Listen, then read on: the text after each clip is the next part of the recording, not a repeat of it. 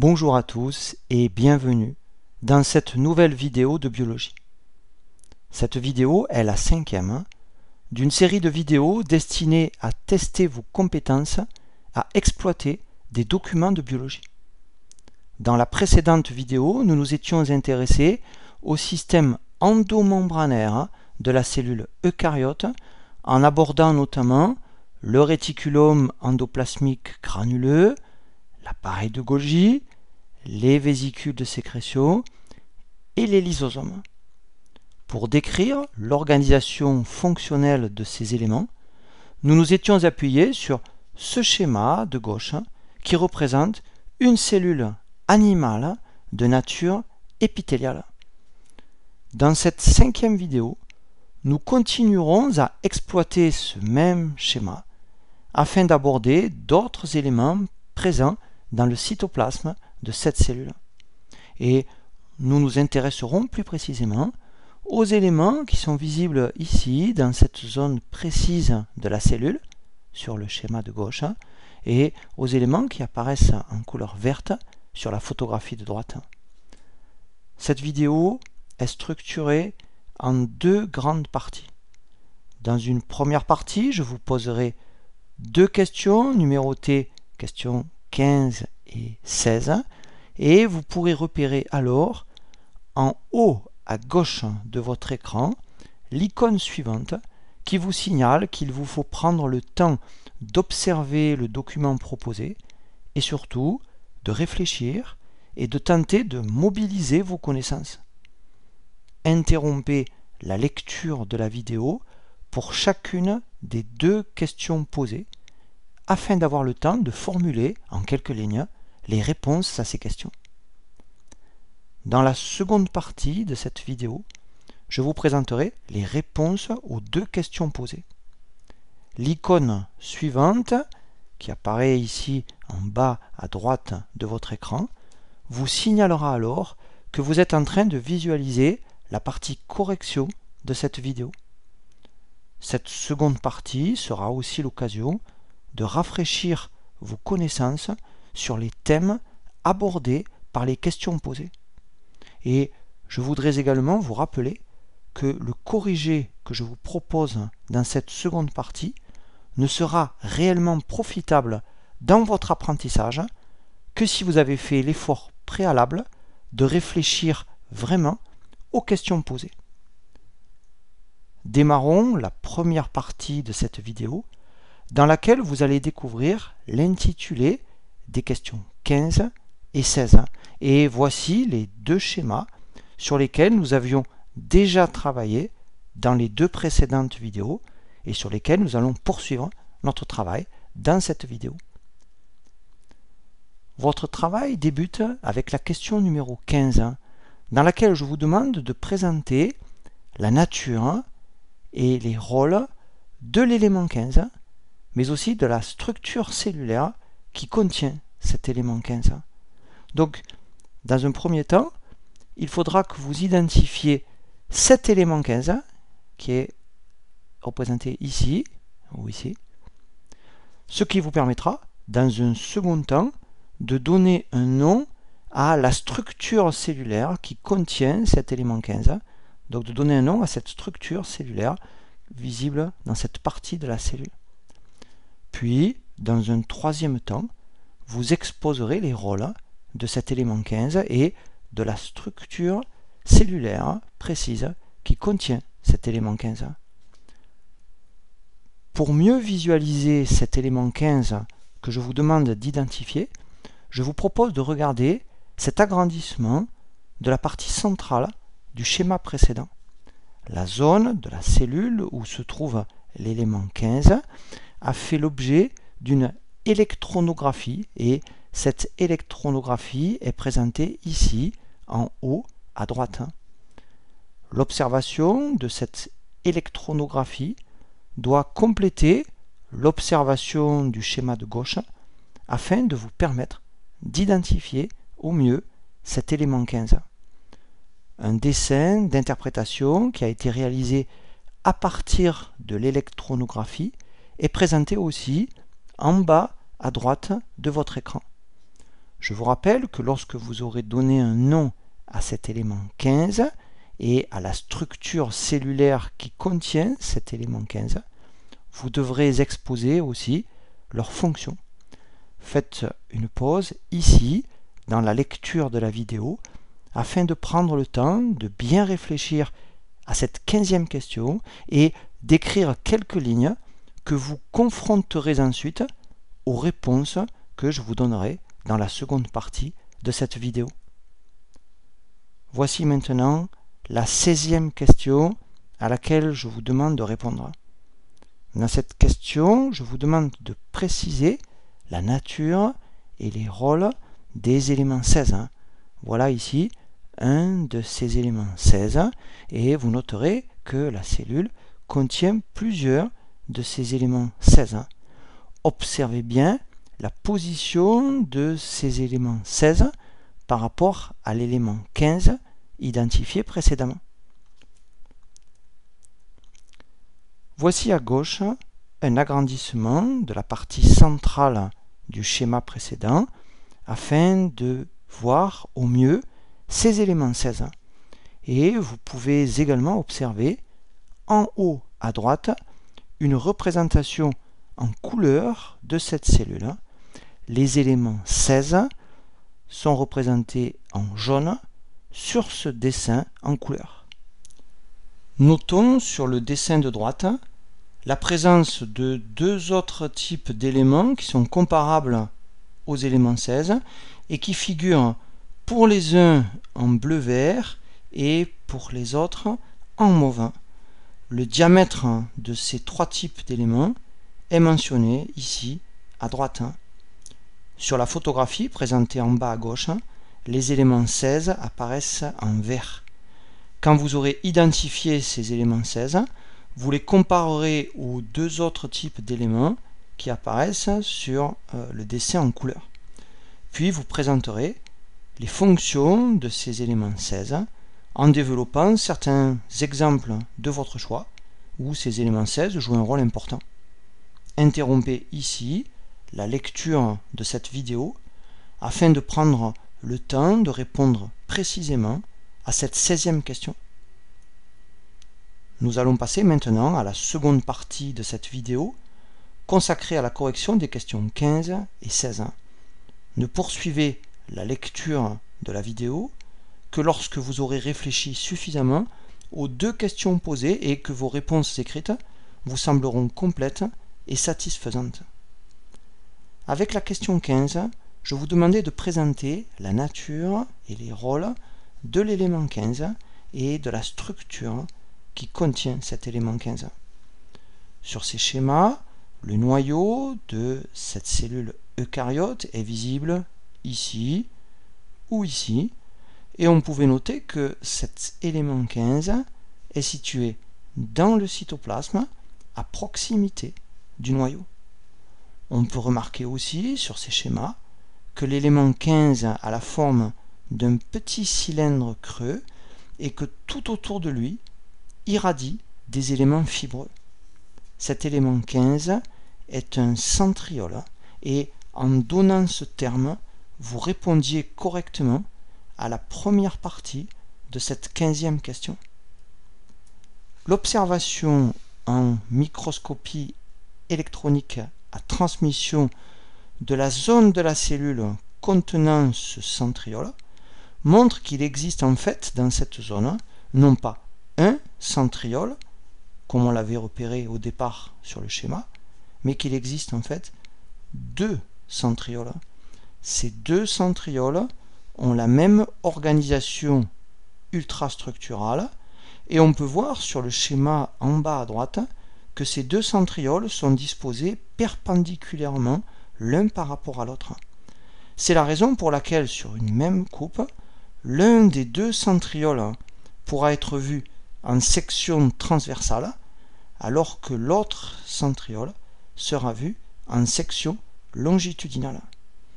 On peut voir ici sur la coupe transversale du centriole visible en haut de l'électronographie, mais on peut voir aussi sur le schéma d'interprétation en bas à droite que la paroi du petit cylindre creux que constitue le centriole est composé de tout petits tubes, de tubes qui apparaissent ici en couleur bleue, et ces tout petits tubes sont disposés selon une symétrie d'ordre 9.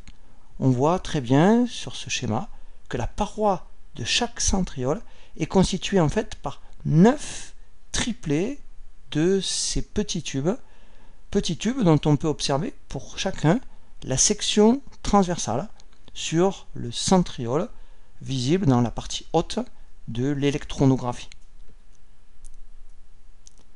La zone qui est localisée près du noyau, que j'entoure ici en rouge, et qui se trouve finalement en position assez centrale dans le cytoplasme, constitue un élément particulier de la cellule, non délimité par une membrane, et qui contient les 2 centrioles dans les cellules animales.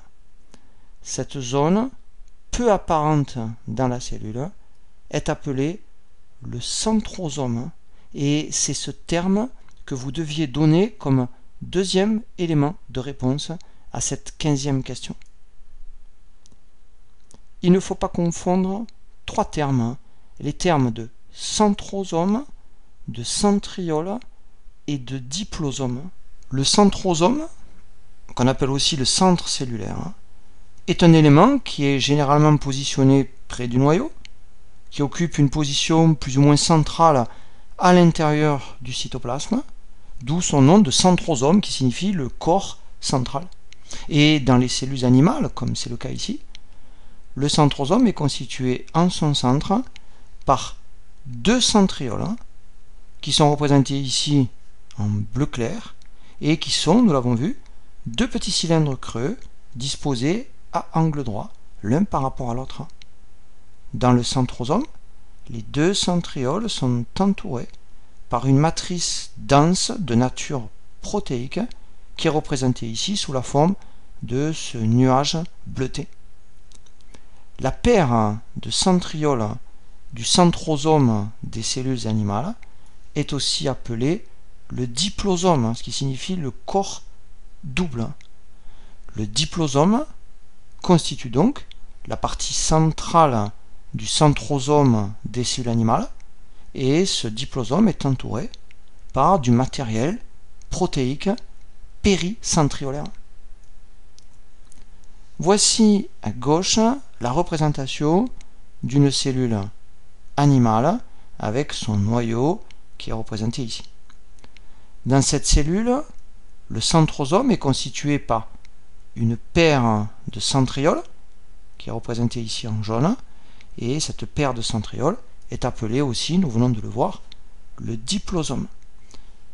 Cette paire de centrioles est localisée généralement près du noyau. Le dessin du centre est une représentation tridimensionnelle de la paire de centrioles. Chaque centriole est un petit cylindre dont la paroi est formée par des filaments qu'on appelle des microtubules, c'est-à-dire de minuscules tubes de tubuline sur lesquels nous reviendrons tout à l'heure. Chaque centriole a une symétrie d'ordre 9, c'est-à-dire que chaque centriole est constitué par 9 triplés de microtubules. En bas à droite de votre écran est présentée la coupe transversale d'un centriole, observée ici en microscopie électronique à transmission. Et on peut observer sur cette électronographie les 9 triplés de microtubules qui sont numérotés de 1 à 9. Les microtubules de chaque triplet sont appelés microtubules A, B et C. Et les triplets de microtubules sont connectés les uns aux autres par des liens entre le microtubule C d'un triplet et le microtubule A du triplet voisin. En haut à droite de votre écran, un schéma présente la coupe transversale de l'axonème d'un flagelle ou d'un cil. L'axonème, on y reviendra un peu plus tard, est l'armature fibreuse des cils et des flagelles. Et on peut remarquer ici que la structure d'un centriole ressemble en fait à la structure de l'axonème, du cil ou du flagelle. En effet, on peut voir que les deux structures, le centriole et l'axonème, ont une symétrie d'ordre 9. Mais la comparaison entre la structure de l'axonème et la structure du centriole permet aussi de repérer deux différences importantes. D'une part, les microtubules du centriole sont associés en triplet, on a vu avec des microtubules A, B et C, alors que les microtubules sont associés en doublet dans l'axonème des cils et des flagelles. On parlera de microtubules A et B. D'autre part, l'axonème contient une paire de microtubules centraux, ce qui n'est pas le cas du centriole. Notons également que les organismes qui sont dépourvus de cils et de flagelles, comme notamment les plantes supérieures, ont un centrosome, mais un centrosome dépourvu de centriole. On a représenté sur le document de gauche les deux centrioles du centrosome et on voit en arrière-plan une électronographie d'un centriole. La microscopie électronique a permis en fait de voir que les centrioles s'ordonnent autour d'une structure centrale qui a la forme d'une roue et qui est représentée ici en rouge et jaune. Le document de droite représente la coupe transversale schématique d'un centriole sur laquelle on retrouve d'une part les 9 triplets de microtubules périphériques qui sont numérotés de 1 à 9 et d'autre part une sorte de roue située à l'intérieur du centriole. Cette sorte de roue est formée de protéines et elle comprend une zone centrale qui rappelle un peu le moyeu d'une roue et partant de cette zone centrale on trouve 9 éléments qui rappellent les rayons d'une roue. À leurs extrémités, les rayons se combinent chacun avec l'un des 9 triplets de microtubules de la paroi du centriole.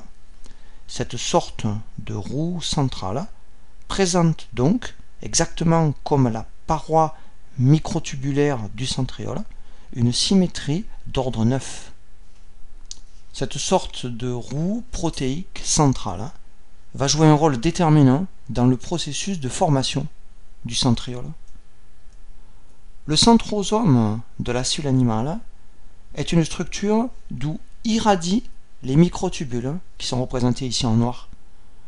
Le centrosome est constitué d'une part, dans sa partie centrale, par les deux centrioles qui sont représentés ici en bleu, et d'autre part, dans sa partie périphérique, il est constitué par une masse de matériel péricentriolaire qui est représenté ici en gris.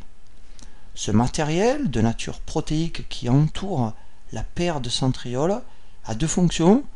Il permet d'une part la formation des microtubules par un processus que l'on appelle la nucléation des microtubules et il permet d'autre part la stabilisation d'une des deux extrémités du microtubule, l'extrémité négative, l'extrémité moins.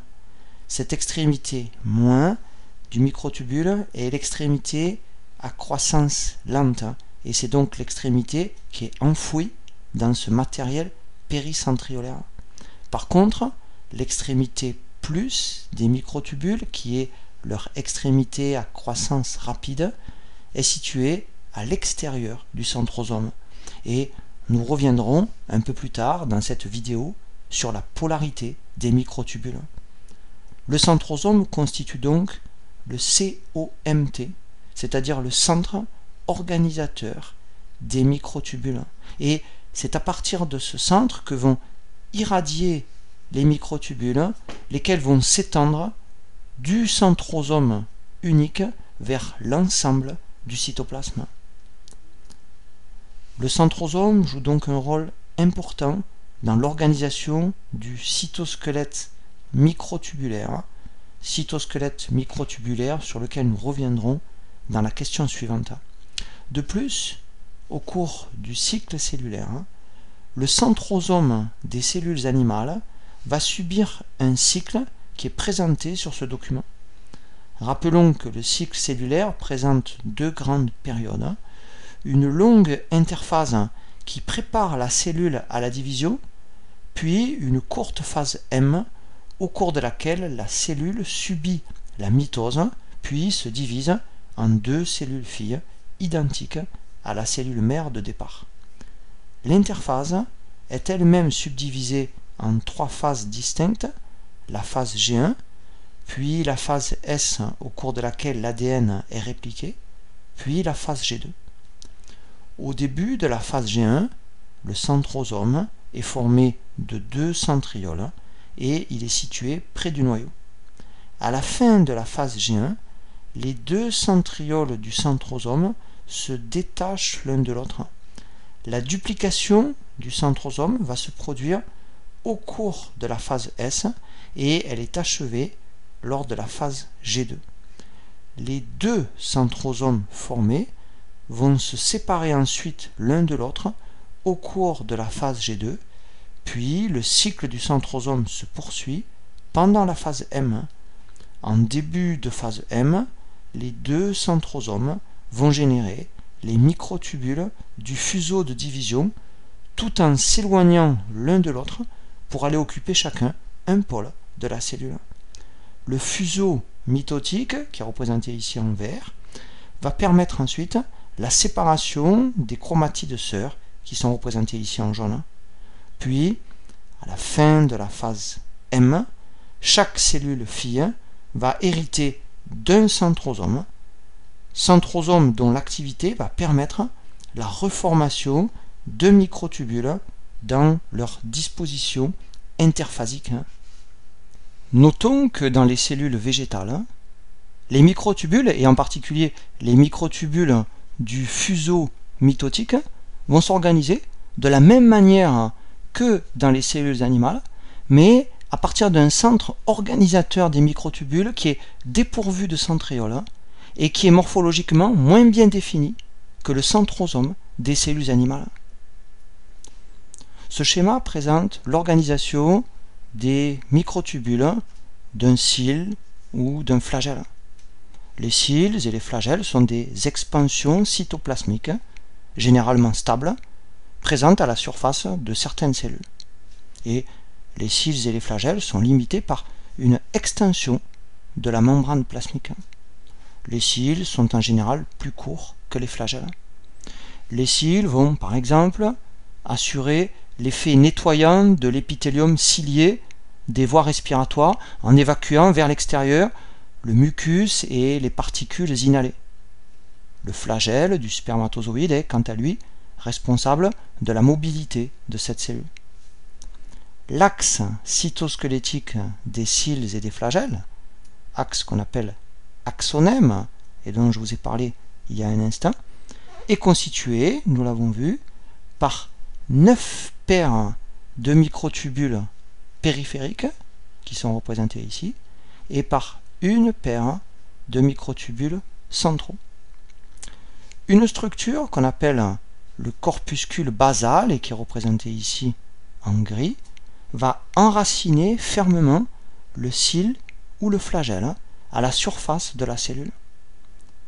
Le corpuscule basal a la même forme cylindrique que le centriole. Il a aussi la même organisation que le centriole avec 9 triplets de microtubules périphériques. Mais le corpuscule basal n'est pas disposé par paires, contrairement aux deux centrioles du centrosome. Le centriole peut donner naissance à un corpuscule basal, et un corpuscule basal peut aussi parfois donner naissance à un centriole. Dans certains organismes, les corpuscules basaux et les centrioles sont donc fonctionnellement interchangeables. On retiendra que le corpuscule basal est le centre de nucléation des microtubules constitutifs de l'axonème, des cils et des flagelles. Passons maintenant à la correction de la 16e question, qui était en fait liée à la précédente question. Dans cette question 16, je vous demandais de présenter la nature et les rôles des éléments 16. On peut voir sur le schéma de gauche que ces éléments 16 ont la forme de petits tubes que l'on retrouve présentés aussi en jaune sur le dessin en couleur. On pouvait aussi repérer que ces éléments 16 irradient tout autour du centrosome. Ils s'étendent en fait dans l'ensemble du cytosol à partir du centrosome unique de la cellule interphasique. Le document du bas est une observation de cellules animales obtenue en utilisant un microscope à fluorescence. Sur cette photographie, le noyau de la cellule apparaît en bleu et les éléments 16 apparaissent en vert. On voit bien que ces éléments 16 irradient dans l'ensemble du cytoplasme à partir d'une zone qui est située près du noyau. Ces éléments 16 sont des filaments qui ressemblent aussi aux éléments représentés en vert-bleu et en mauve sur le dessin en couleur, mais ces éléments 16 présentent trois différences par rapport aux deux autres types de filaments de la cellule. Les éléments 16 sont d'une part des filaments dont le diamètre est supérieur au diamètre des deux autres types de filaments. D'autre part, seuls les éléments 16 rayonnent tout autour du centrosome, alors que la disposition des deux autres types de filaments est différente dans la cellule. Enfin, les éléments 16 sont des structures creuses, alors que les deux autres types de filaments sont des structures pleines. Il fallait donc donner la réponse suivante. Les éléments 16 sont des microtubules. Et nous avons vu dans la question précédente que les microtubules se forment à partir du centrosome, auquel ils restent attachés par leur extrémité moins. Selon les cas, nous y reviendrons, les microtubules peuvent être très instables, ou au contraire, ils peuvent être très stables, comme c'est par exemple le cas des microtubules de l'axonème des cils et des flagelles, ou bien des microtubules qui sont présents par exemple à l'intérieur de l'axone du neurone. Les microtubules sont les constituants majeurs du cytosquelette et ils représentent l'un des trois grands types de constituants du cytosquelette. Nous reviendrons dans un instant sur les deux autres types de constituants du cytosquelette. Mais présentons d'abord les caractéristiques essentielles de ces microtubules qui faisaient l'objet de cette question 16. Les microtubules sont les constituants caractéristiques des cils et des flagelles, mais aussi des centrioles, des corpuscules basaux, du fuseau mitotique et des prolongements des neurones. Les microtubules sont de longs cylindres, creux et résistants, présents dans le cytoplasme et dont le diamètre est d'environ 25 nanomètres. Les microtubules sont des polymères d'une protéine globulaire qu'on appelle la tubuline, cette tubuline étant représentée ici par des ronds jaunes.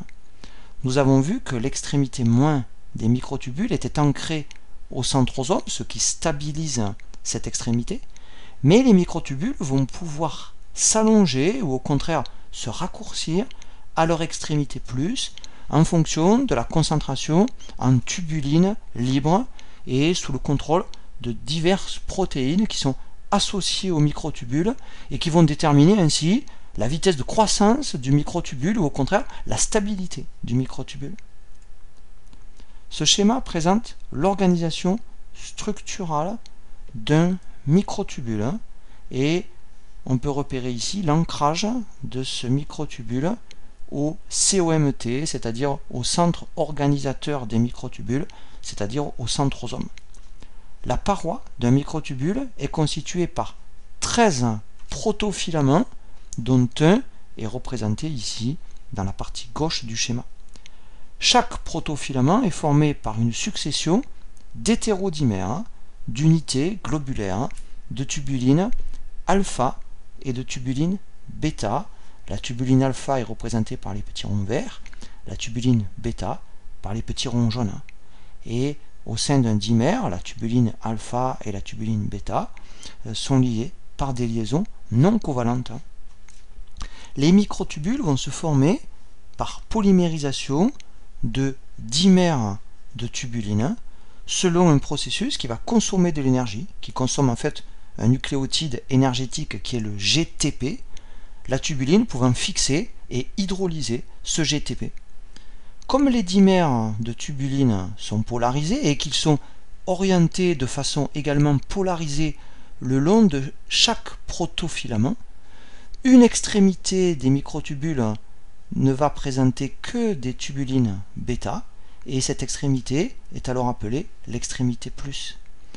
L'autre extrémité du microtubule ne va présenter que des tubulines alpha, et on l'appellera l'extrémité moins. Cet assemblage est extrêmement dynamique.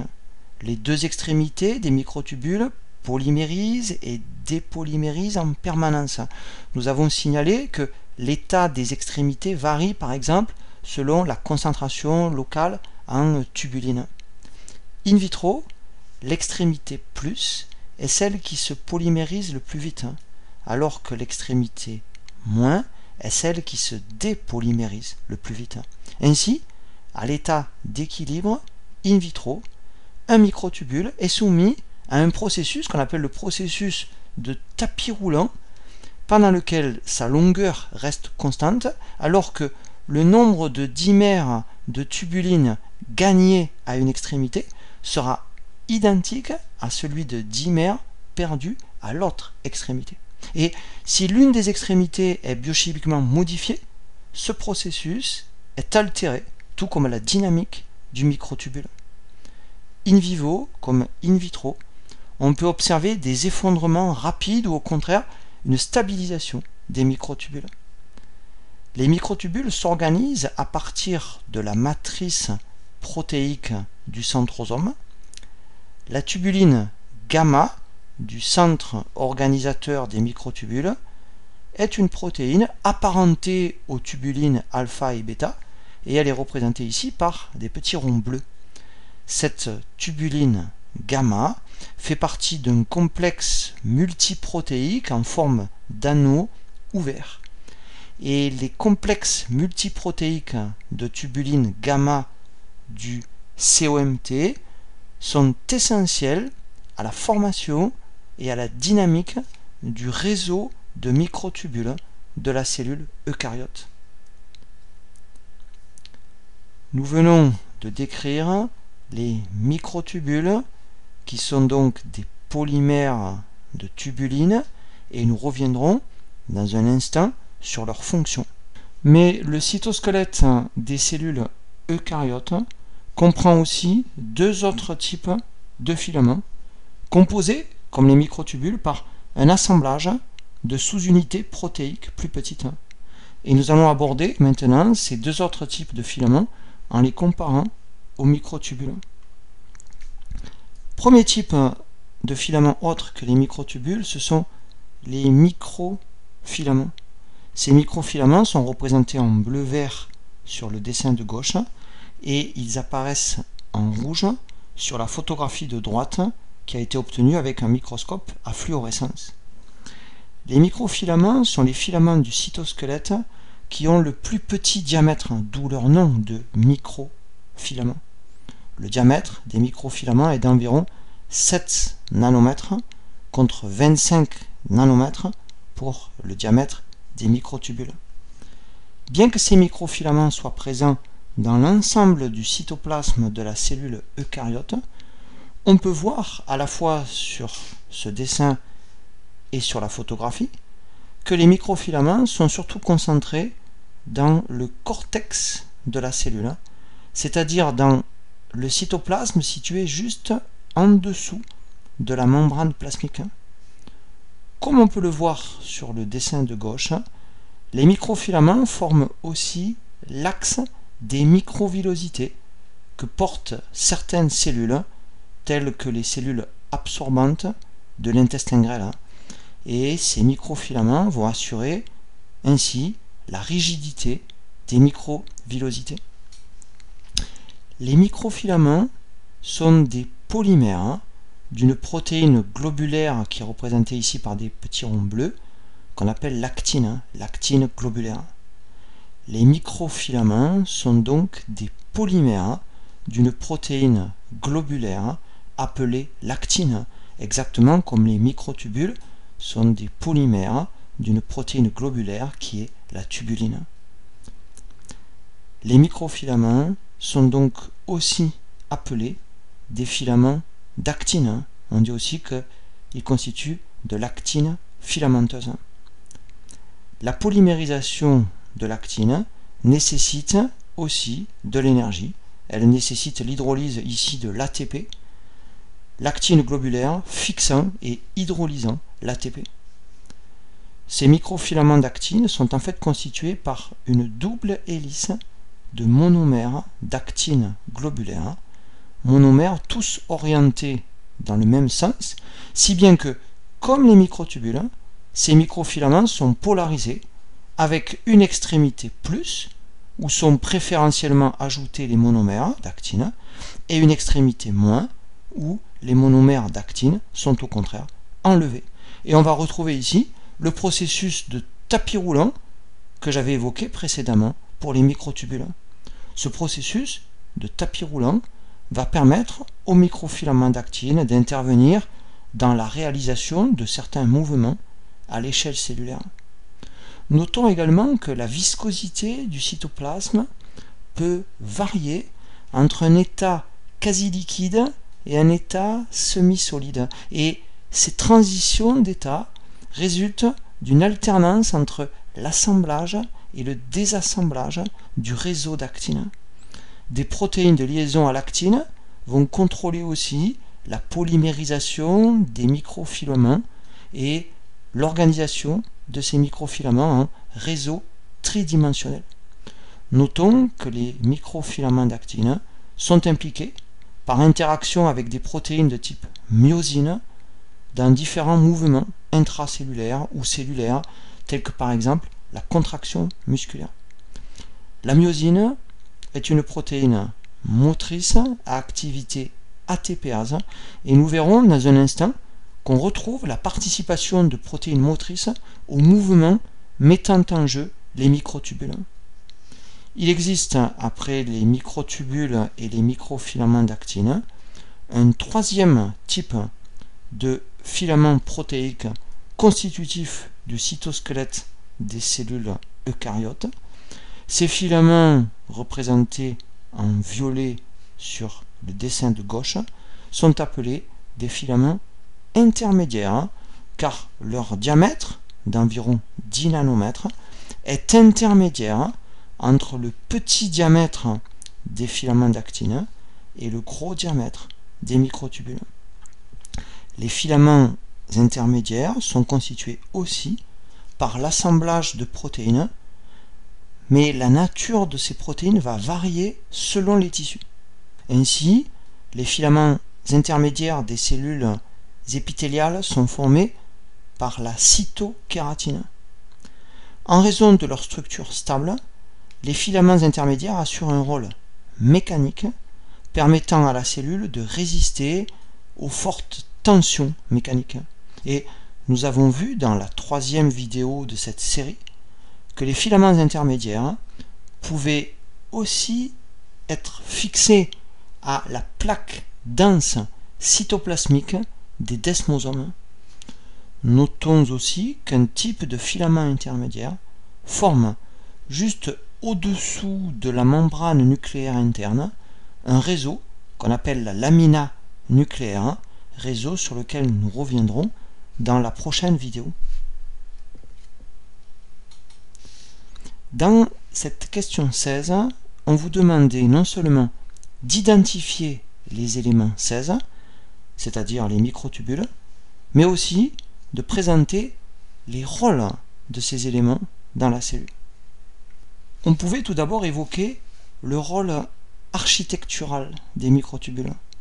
Les microtubules jouent en effet un rôle dans le maintien de la forme et de l'architecture des cellules. Ainsi, des cellules animales à la forme très allongée, comme par exemple les cellules du cristallin de l'œil, vont s'arrondir après destruction de leurs microtubules. De même, l'organisation polarisée des cellules animales différenciées telles que les cellules pancréatiques productrices d'enzymes digestives, est le reflet des systèmes polarisés de microtubules à l'intérieur de la cellule. En effet, les microtubules vont contribuer à positionner les organites dans leur localisation requise à l'intérieur de la cellule. Et nous avons vu aussi que les microtubules de l'axonème servaient de charpente stable aux cils et aux flagelles. Mais les microtubules n'ont pas uniquement un rôle architectural. Comme les microfilaments, les microtubules interviennent aussi dans la réalisation de mouvements cellulaires, comme par exemple ceux qui interviennent lors de la division mitotique ou méiotique. Ainsi, les changements de longueur des microtubules du fuseau de division vont intervenir dans la dynamique de ce fuseau. Le fuseau de division de la cellule est constitué par des microtubules qui se développent par polymérisation à partir du centrosome, c'est-à-dire du COMT, du centre organisateur des microtubules. Et dans une cellule animale en division, il existe 3 classes différentes de fibres du fuseau, toutes constituées par des microtubules. Ce sont, d'une part, les fibres de l'astère, qui sont des microtubules qui vont se développer autour de chaque centrosome et qui se dirigent vers la membrane plasmique. Ce sont, d'autre part, les fibres polaires, qui sont des microtubules qui s'allongent à partir de chacun des 2 centrosomes pour venir rejoindre le centre de la cellule. Et on a dans la zone centrale de la cellule une zone de chevauchement de ces fibres polaires sur laquelle nous reviendrons tout à l'heure. Et puis, ce sont aussi les microtubules kinétochoriens, qu'on appelle aussi les fibres chromosomales, qui sont des microtubules qui vont s'allonger du centrosome vers les chromosomes. L'extrémité plus de ces microtubules va se fixer sur un complexe protéique qui est situé au niveau du centromère des chromosomes, c'est-à-dire au niveau du point d'union des chromatides sœurs. Ce complexe protéique, qui est représenté ici en bleu, est appelé le kinétochore. Et donc les microtubules kinétochoriens vont faire le lien entre centrosome et kinétochore. La polymérisation des microtubules va permettre la formation du fuseau en début de mitose ou de méiose, puis la dépolymérisation des microtubules kinétochoriens, c'est-à-dire leur raccourcissement, va permettre, comme on le voit sur ce schéma, la séparation des chromatides, qui sont représentés ici en vert, séparation qui se produit lors de l'anaphase de mitose. Un autre exemple où la dynamique des microtubules intervient est celui de l'élongation des prolongements cytoplasmiques des neuroblastes. Un neuroblaste est une cellule nerveuse encore immature dont la différenciation pourra conduire à la formation d'un neurone. Au cours de la phase précoce du développement du système nerveux, vont se former à la surface du neuroblaste de petites expansions cytoplasmiques qui progressivement vont s'allonger pour former des prolongements cytoplasmiques qu'on appelle aussi des neurites. Ces prolongements en croissance sont munis à leur extrémité d'un cône de croissance. Le cône de croissance est une structure transitoire et mobile dont la fonction est d'explorer l'environnement extracellulaire du neuroblaste. Et c'est une polymérisation des microtubules qui va permettre un allongement progressif de ces neurites. Généralement, les neurites vont se différencier ensuite en de nombreuses dendrites qui sont les prolongements courts du neurone et en un unique axone qui est le prolongement long du neurone. Notons qu'au cours du développement, les axones des neuroblastes en croissance vont parfois s'étendre sur des distances considérables pour atteindre leurs cellules cibles. Vous pouvez voir à droite l'extrémité d'un neurite et son cône de croissance observé en utilisant un microscope à fluorescence. La fluorescence verte permet de repérer les microtubules du neurite et de son cône de croissance. Et c'est une polymérisation de ces microtubules qui va permettre au neurite de progressivement s'allonger.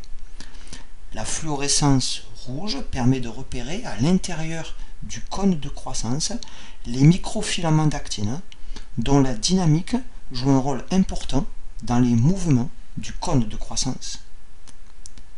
Les mouvements à l'échelle cellulaire peuvent également faire intervenir des microtubules stabilisés associés à des protéines motrices représentées ici ou ici. Ces moteurs protéiques sont généralement capables d'hydrolyser l'ATP, comme c'est le cas par exemple de la dinéine et de la kinésine. La capacité de ces protéines motrices à hydrolyser l'ATP va fournir l'énergie nécessaire à leur déplacement le long des microtubules, dont un est représenté ici. Ces protéines motrices sont ici liées non seulement aux microtubules, mais aussi à la membrane de vésicule ou d'organites. Une de ces vésicules, connectée aux microtubules par une protéine motrice, est par exemple représentée ici en gris, ou une autre ici. Ces protéines motrices de type kinésine et dinéine se déplacent ainsi le long des microtubules, ce qui va permettre d'assurer le mouvement d'organites à l'intérieur de la cellule, le long de ces rails microtubulaires stabilisés. Ainsi, lors du transport axonal rapide, les microtubules stables vont servir de rails pour guider le déplacement à l'intérieur de l'axone de vésicules ou d'organites. Ces transports axonaux mettent en jeu des moteurs protéiques unidirectionnels pourvus d'une activité ATPase. Ces protéines motrices vont établir le lien entre le microtubule et la membrane de l'organite ou de la vésicule dont elles permettent le déplacement. Ainsi, la kinésine, qui est représentée ici, est une protéine motrice qui va permettre la réalisation d'un transport antérograde rapide de vésicules ou d'organites. Ce transport antérograde est un transport qui est orienté du corps cellulaire du neurone vers l'extrémité de l'axone où sont présentes les extrémités plus des microtubules. Le transport axonal antérograde permis par la kinésine est donc un transport orienté, dirigé vers l'extrémité plus des microtubules. Par opposition, la dinéine cytoplasmique, qui est représentée ici, va assurer un transport rétrograde rapide, c'est-à-dire un transport qui est dirigé en sens inverse, c'est-à-dire un transport dirigé de la terminaison axonale vers le corps cellulaire du neurone. Le transport rétrograde, permis par la dinéine, est donc dirigé cette fois vers l'extrémité moins des microtubules.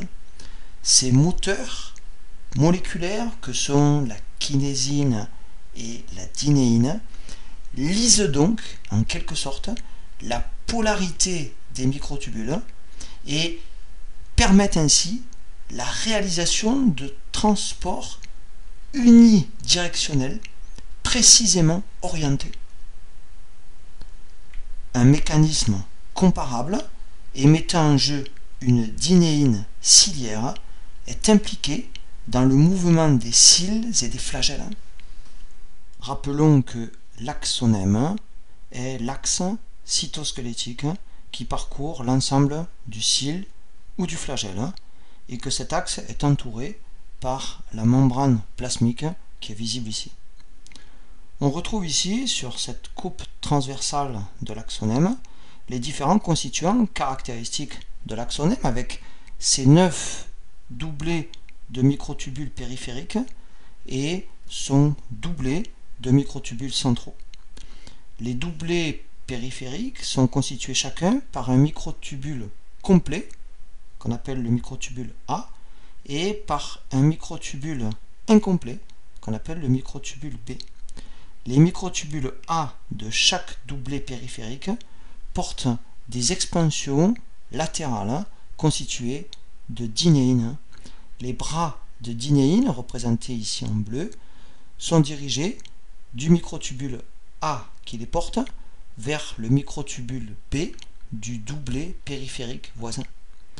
Les bras de dinéine sont régulièrement espacés tout le long des microtubules A.